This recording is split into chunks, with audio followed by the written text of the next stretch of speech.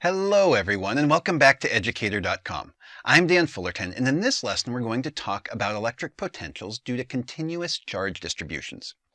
Our objectives include calculating the electric potential on the axis of uniformly charged disk and deriving expressions for electric potential as a function of position for some uniformly charged wires, some parallel charged plates, coax cylinders, and some concentric spheres. So let's dive right in and let's start looking at the potential due to a charged ring. Find the electric potential on the axis of a uniformly charged ring of radius r and total charge q at point P located at distance z from the center of the ring. So first, let's draw a picture of the situation, and we've done this before for electric field, but it's going to look kind of like this. There are axes, we'll call this our z, this will be our y, that can be our x, and we'll put our ring on it like that, and we're going to look for the potential at some point P over there. Well, the first thing I'm going to do again is break this up into some little portions where we've got some delta Q over here, and we'll find the distance from delta Q to that point P. There we go. And we'll call that Ri. Now that we've done that, let's also mention that this radius is capital R.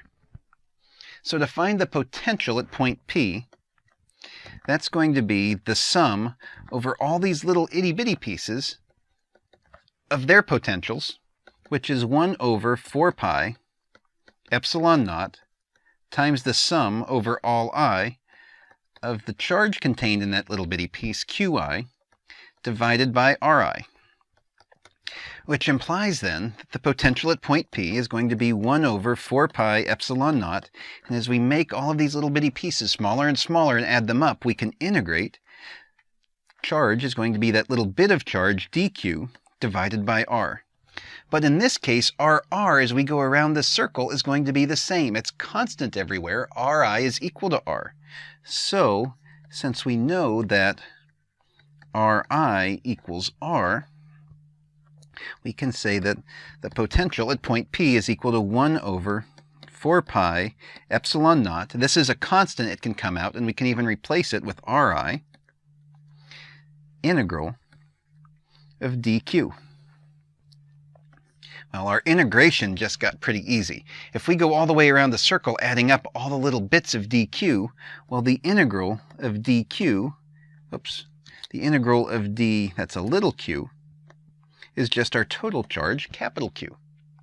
And we also can tell Ri pretty easily using the Pythagorean theorem that Ri is going to be the square root of z squared plus capital R squared.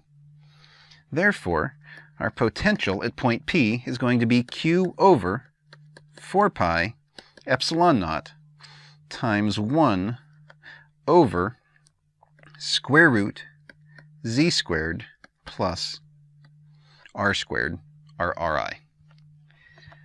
Pretty straightforward derivation for the potential due to that charged ring.